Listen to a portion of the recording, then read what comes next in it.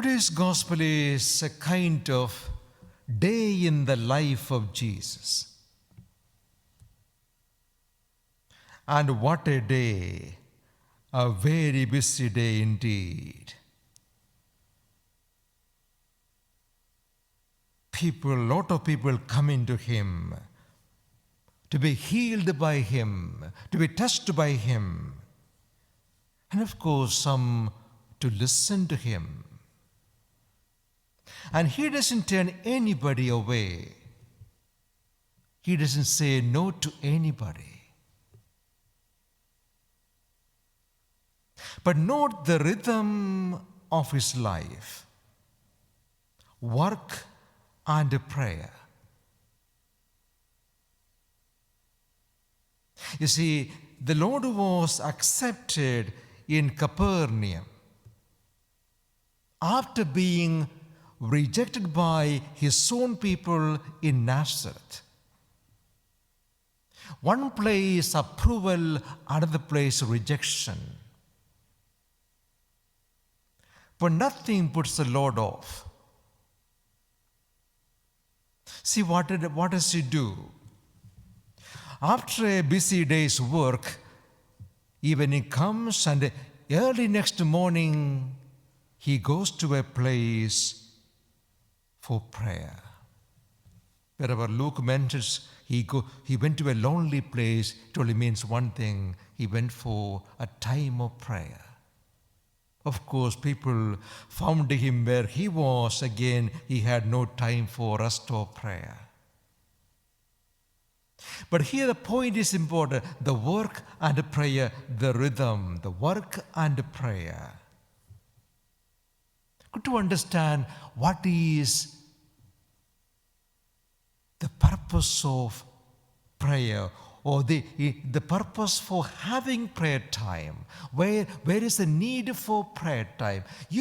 One may tend to think prayer as a time of wasting time, not anything happening. You sit somewhere and quietly. Is anything happening? A lot of things happening.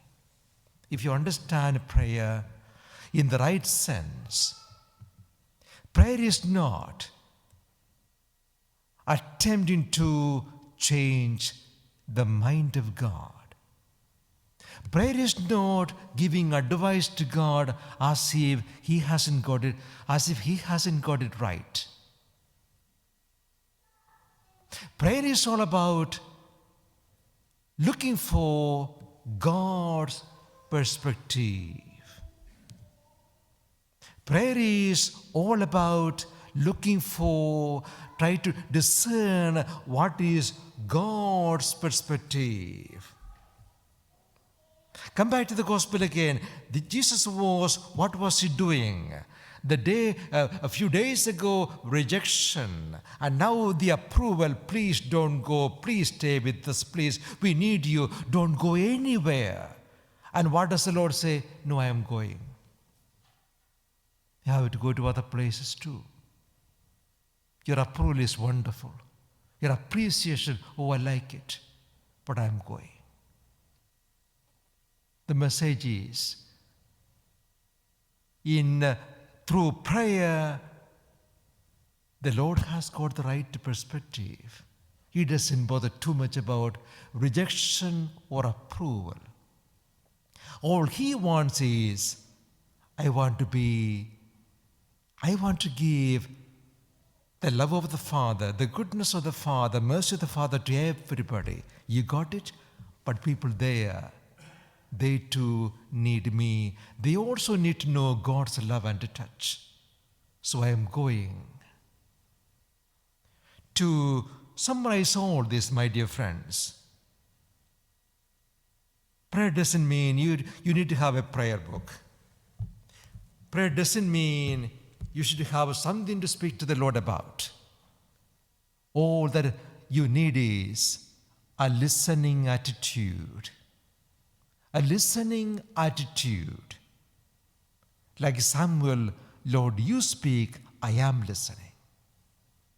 Instead of saying too many things, Of course, as a human person, you may feel like saying, oh, Lord, bless this so and so, bless him, bless her, somebody is suffering, somebody is dying, so Lord, absolutely fine, please make sure you do. But ultimately, it's all your tuning of your life and your brain, your mind to the mind of God. Lord, help me to accept whatever good thing you are going to do, because in my eyes, those good things may not look very good. So, Lord, open my eyes to see that you are working even in those disappointing situations, that you are there. Lord, so, Lord, give me the right perspective. Lord, give me your own perspective, the way you look at everything. That's the way. If you have that kind of understanding of prayer, then you will find, after every time of prayer, you will have a deep peace of mind, knowing that I am leaving everything to God. That's why in every prayer or in every Mass, the most important word is Amen.